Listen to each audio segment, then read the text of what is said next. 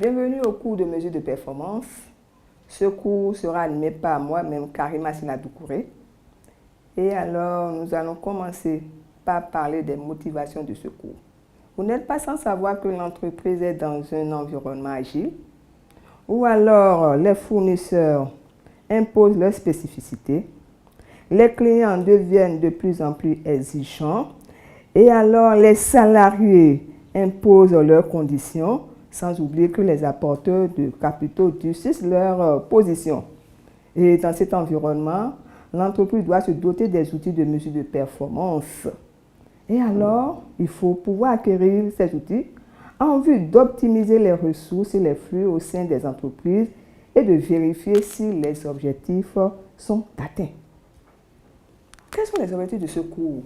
Nous allons commencer par parler alors de l'objectif général qui est d'élaborer les outils du contrôle de gestion pour piloter efficacement la performance et de façon spécifique, développer les principaux axes portant sur les connaissances autour du concept de mesure de performance, analyser les outils, systèmes et modèles de contrôle et enfin évaluer les performances développées dans les entreprises. Quel est le contenu de ce cours? Dans un premier temps, nous allons parler du pilotage de la performance. Dans un second temps, nous allons appréhender les coûts préétablis et l'analyse des écarts. Dans un troisième temps, parler de la gestion prévisionnelle des ressources, les coûts cachés, les coûts de qualité. Et alors aborder le budget base zéro, le contrôle budgétaire.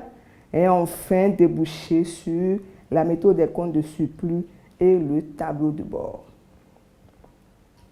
Quelles sont les méthodes d'enseignement? Enseignement magistral, qui va se dérouler en 5 leçons, études de cas d'entreprise et les discussions des travaux ressortissants d'articles.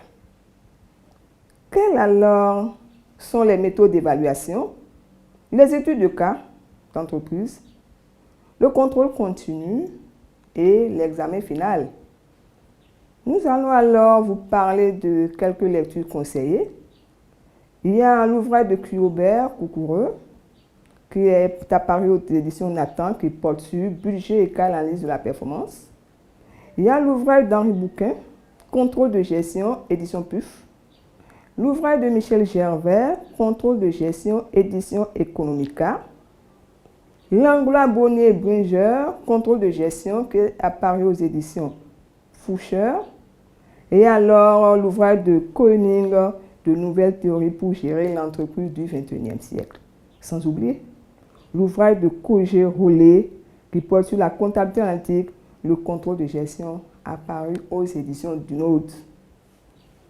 Pour finir, mentionnons que ce cours place la performance et les motivations de son déploiement sur la problématique du contrôle de gestion dans un environnement de plus en plus en mouvement. Notre prochaine leçon va s'articuler autour du pilotage de la performance. Je vous remercie.